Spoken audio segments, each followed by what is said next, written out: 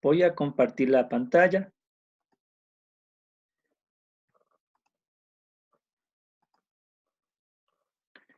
Perfecto. El tema que se les mandó a leer era acerca del espectrógrafo de masas y también de las fuerzas sobre corrientes.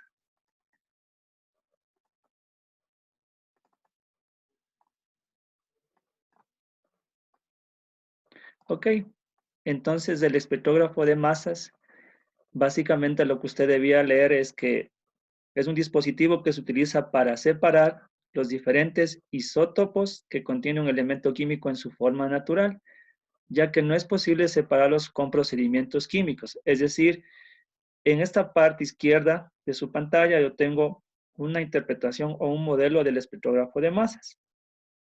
Que este espectrógrafo de masas, como aquí me da las indicaciones, es un dispositivo que básicamente permite separar isótopos por medios físicos, no por medios químicos. Medios físicos como cuáles, como la generación de un campo magnético y también la generación de un campo eléctrico.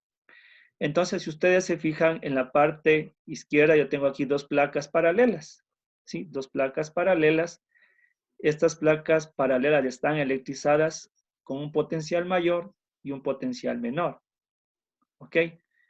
Entonces, en el potencial mayor, yo tengo los polos o la carga positiva y en el potencial menor la carga negativa, ¿ya?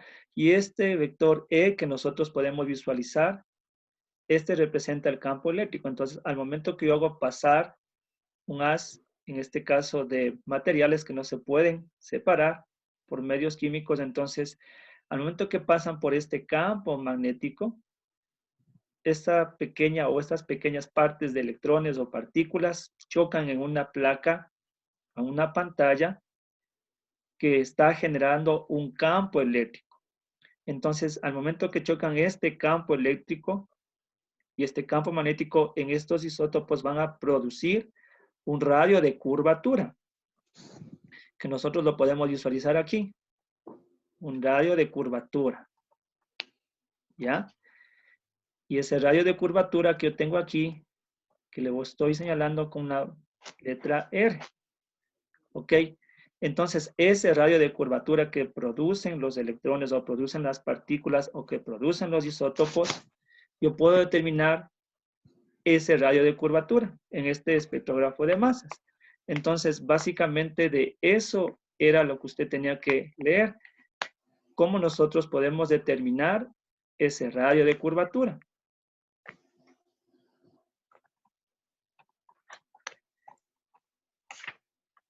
Bien, entonces para poder determinar ese radio de curvatura, aquí nos valemos de algunas definiciones, como dice, la fuerza siempre es perpendicular a la velocidad y por ende no realiza trabajos sobre los iones. ¿Por qué?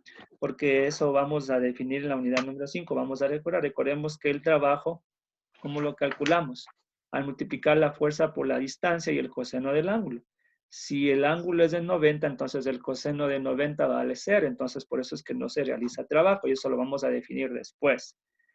Ahora, lo que hay que tomar en cuenta es lo siguiente, que como tengo un movimiento circular uniforme, en el movimiento circular uniforme, porque se produce una trayectoria circular, yo debo tomar en cuenta que esos electrones van a experimentar una aceleración centrípeta, que está acá. Una aceleración centrípeta, ¿no es cierto? Y esa aceleración centrípeta, ¿cómo nosotros la calculamos? Rapidez al cuadrado sobre el radio, porque aquí me dice definición de aceleración centrípeta. Ahora, en el movimiento circular, también estos isótopos van a experimentar una fuerza, claro, porque recuerden ustedes que la presencia del movimiento es la causa de origen de la generación de una fuerza. Entonces, esta fuerza, ¿cómo la calculamos? La masa, en este caso del isótopo, por la aceleración centrípeta o la masa de la partícula por la aceleración centrípeta, de acuerdo a la segunda ley de Newton. ¿Ok?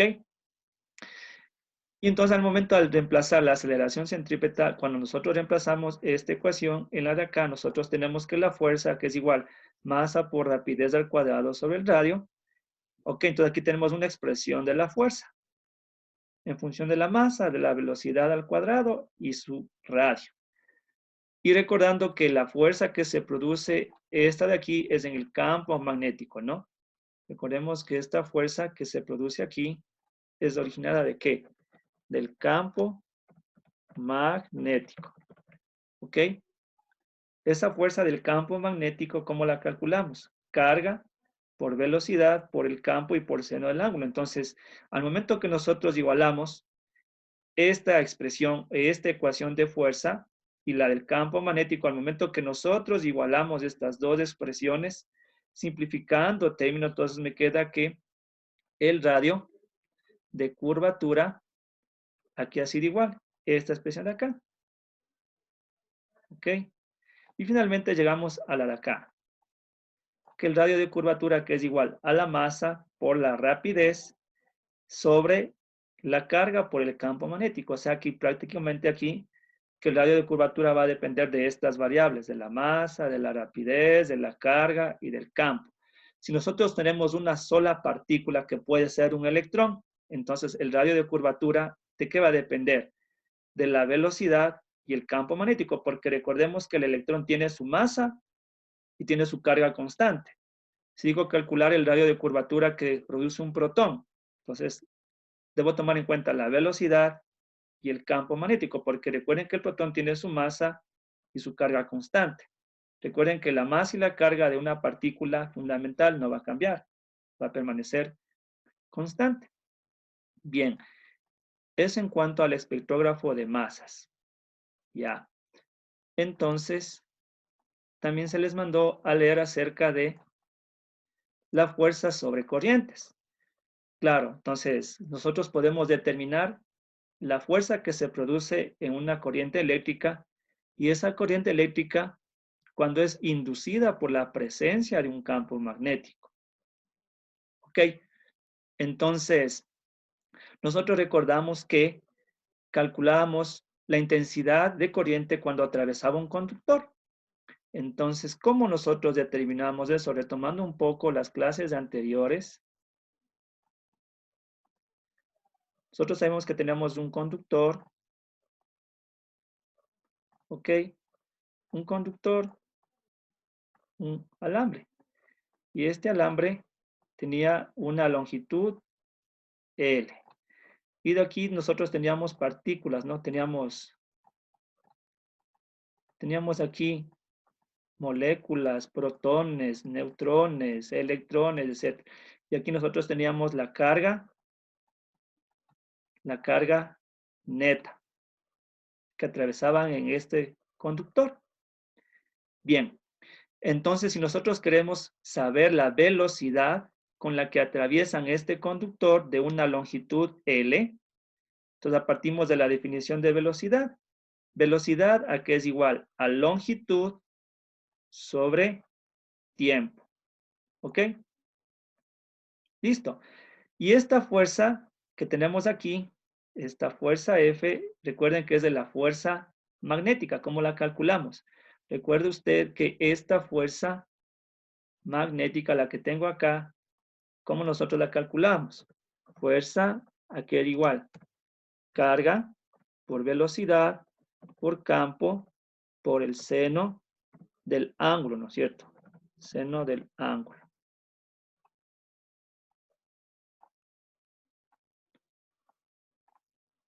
Bien. Entonces, esa fuerza magnética que nosotros tenemos aquí, carga, la velocidad, se fijan que ya le está reemplazando acá. Ya le está introduciendo la velocidad. Esta velocidad ya le está poniendo acá. ¿Sí lo ven? Longitud sobre tiempo, por campo y seno del ángulo.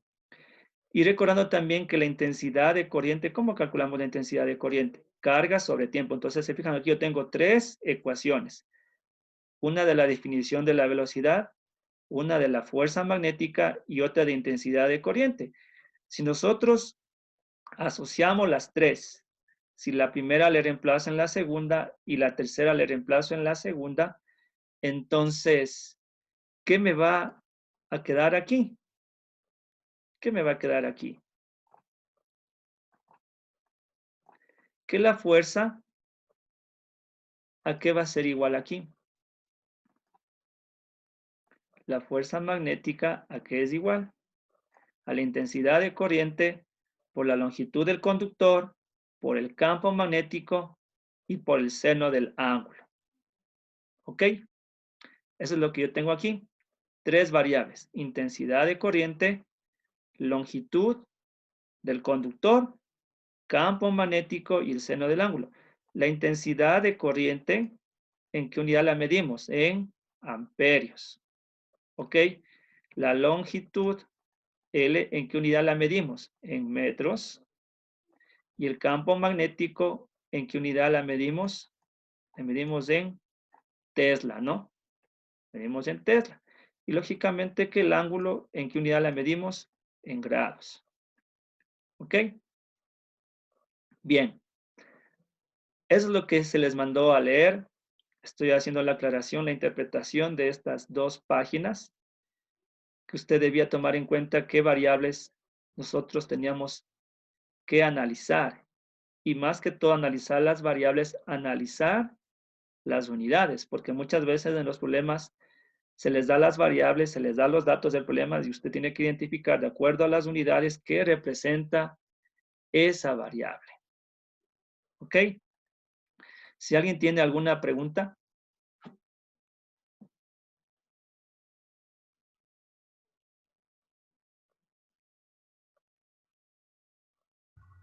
No.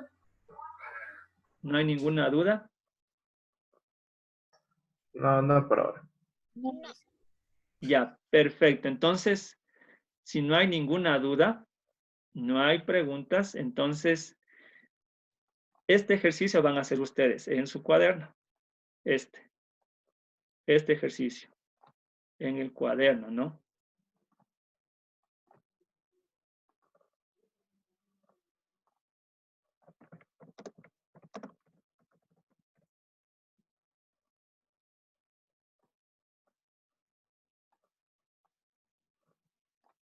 ¿Ok? Este ejercicio. Una corriente eléctrica de 2,5 amperios recorre una espira cuadrada de arista L igual a 10 centímetros y su plano es paralelo a un campo magnético B de 0,02 Tesla. Me pide determinar cuál es el valor de la fuerza que actúa sobre los lados paralelos y perpendiculares a B. O sea que aquí tengo que determinar dos cosas. Calcular la fuerza en los lados paralelos y también calcular la fuerza en los perpendiculares. Mi pregunta es, ¿qué expresión voy a utilizar para calcular esa fuerza? ¿Qué datos tengo aquí?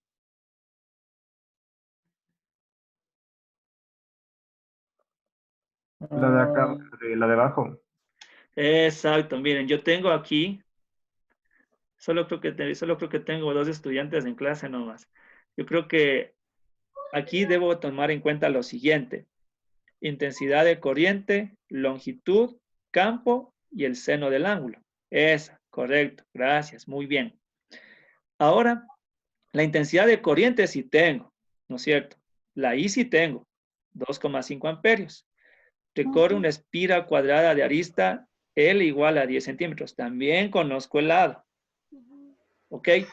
Y su plano es paralelo a un campo magnético. También conozco el campo magnético, 0,02 Tesla. Me pregunta, ¿cuál es el valor de la fuerza que actúa sobre los lados paralelos y perpendiculares? O sea, tengo que encontrar dos fuerzas. Como digo, una de lados paralelos y otra de lados perpendiculares. ¿Qué es lo que va a cambiar? El ángulo. Perfecto, perfecto. Va a cambiar el ángulo. Si son lados paralelos, ¿cuánto valdría el ángulo? 0. 0 grados, perfecto. Y si son lados perpendiculares, No me 90. importa. y eso es todo, y eso tienen que hacer. O sea, tenemos que calcular dos veces. Exacto. Ajá. Porque si son paralelos son así, pues. O sea, pero rectos. Entonces, no hay como diferencia del ángulo. En cambio, si es que es perpendicular, es así. Y ahí tienes los 90 acá. Perfecto, gracias, Daniel. Perfecto por la acotación. ¿Ok? Ya, muy bien. Entonces no se olviden, de la página 115 tienen que hacer este ejercicio. Este ejercicio usted lo hace en el cuaderno, ¿ok?